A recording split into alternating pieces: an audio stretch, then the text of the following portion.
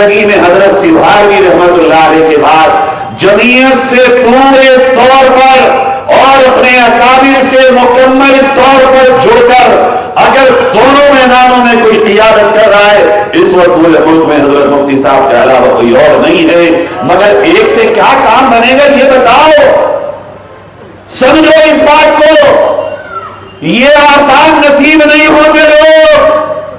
میں پہلی بار حضرت سے مل رہا ہوں، حضرت نے مجھے کہیں دیکھا ہوگا، یاد بھی نہیں ہے حضرت کو، پہلی بار میری ملاقات ہو رہی ہے۔ آپ یہ نہ سمجھیے گا کہ میں کوئی ملائی یا کوئی مکھن لگا رہا ہوں، لیکن میں قسم کھا کے کہہ رہا ہوں، اس ملک میں رہنے والے مسلمانوں، تمہارا المیہ یہ ہے کہ تم امام کسی کو بناتے ہو اور سیاست کا قائد ایسے کو بناتے ہو جو ڈکیت ہو، جھوٹا ہو، بے نمازی ہو، قوم کے حقوق کا محافظ نہ ہو۔ یہ تم نے جو دھار کیا ہوا ہے، یہی تمہاری اس دور میں بربادی کی بہت بڑی وجہ ہے۔ کیا بعید ہے کہ حضرت کے طرز پر اگر اس ملک اس آپ کے صوبے میں صرف 20 علماء جمعیت کے تحت اور اکابر سے صحیح معنی میں جڑ کر آپ کی اسمبلی میں پہنچ جائیں، لکھ کے لے لو، ایک قانون بھی تمہارے خلاف کوئی مائی کا لال پاس نہیں کر سکتا ہے۔ نعرہ تکبیر۔ اسی طرح اگر ملک کی سب سے بڑی سنسد بھون میں علماء کی شکل میں غلام نہیں چاہیے ہم کو، علماء جو خود کو فنا کرنے والے ہوں، جو اسکوٹر پہ بیٹھ کے بھی نکل جاتے ہوں، جو آٹھوں میں بیٹھ کے بھی چلے جاتے ہوں، جو غریب کے دسترخوان پہ بھی کھا لیتے ہوں، جن کا اپنا کوئی اسٹیٹس نہ ہو، سب کچھ ان کا قومی قوم کے لیے ہو، ہیں ایسے لوگ، مگر جو چائنیز موبائل ہے نا وہ بجتا بہت ہے، گارنٹی وارنٹی اس کی کچھ نہیں ہوتی ہے۔ چائنیز موبائل کو تم نے لیڈر بنایا ہے۔ آج جمعیت کی ٹاپ لیڈرشپ ہم یہ سمجھتے ہیں اس کا یہی حق ہے وہ غیر سیاسی رہے، مگر اس اسٹیج کے حوالے سے آج میں یہ کہنے کی جسارت کر رہا ہوں پورے ملک کے لوگوں سے، دیکھو مفتی صاحب جیسے لوگوں کو لے کر کے آؤ، خدا کی قسم برادران وطن بھی پکار اٹھیں گے، اور جب کوئی جائے گا بالکل اسی طرح جس طرح حضرت عمرو بن عاص ایک علاقے کو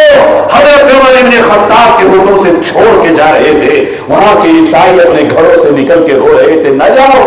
ہماروں نے ہمیں روکا، نہ جاؤ، نہ چھوڑ کے نکلو، ہمیں ہماروں نے برباد کیا۔ تو مسیحا اور انصاف ہے، چونکہ ہم یہ جانتے ہیں جو آسمانی علم کا حامی ہوگا وہ بلا تفریق انصاف کرے گا، جسٹس کرے گا، اور جس کے پاس اللہ کا دیا ہوا علم نہیں ہوگا وہ انصاف کبھی نہیں کر سکتا۔ بھائیوں آگے بڑھو، اپنے ذاتی مفادات کو بالاتحاد رکھو، یہ ملک تمہاری قربانیوں کا آج بھی منتظر ہے، اپنے فکر و خیالات کو بدلو، چھوٹے چھوٹے فائدوں کے لیے قوم اور ملت کو نقصان میں نہ ڈالو۔ مارے گاؤں والوں سلام ہے آپ کو، آپ نے اس پورے ملک کو ایک دشا دی ہے، جہت دی ہے کہ اس ملک میں رہنے والوں اور تمام وہ لوگوں جو انصاف کو پسند کرتے ہو، اپنی ہر اسمبلی اور لوک سبھا کے چھیتر میں ایک ایک مفتی اسماعیل کو ڈھونڈ لو، خدا کرے یہاں کا یہ ماڈل پورے ملک میں چلے، اور اس طرح آپ بھی اس کی قدر کر لیں۔ ناقدری ایک مرتبہ کی تھی آپ نے بیچ میں، اب نہ کرنا، ناقدریوں سے رب کا عذاب آتا ہے، ناقدری مت کرنا، قدردانی کرتے رہنا، اور یہ سوچ لیے گا سایہ بہت بڑا سائبان ہوتا ہے، جب چیزیں نہیں ہوتی ہیں ہم سے پوچھو تک، ہمارے سینے چھلنی ہو چکے، ہم اپنے زخم تمہیں دکھا نہیں سکتے ہیں۔ بھائیوں قدردانی کیجیے اور یہ طے کیجیے انشاءاللہ اس ملک میں انصاف کو قائم کرنے کے لیے، ظلم کے خاتمے کے لیے جو ہمارے بس میں ہے ہم کر کے رہیں گے انشاءاللہ. اللہ تعالیٰ آپ سب کے اس اٹھانے کو قبول فرمائے. میں اپنے بزرگوں سے معافی کے ساتھ آپ سے رخصت ہوتا ہوں. وآخر دعوانا ان الحمد للہ رب العالمین.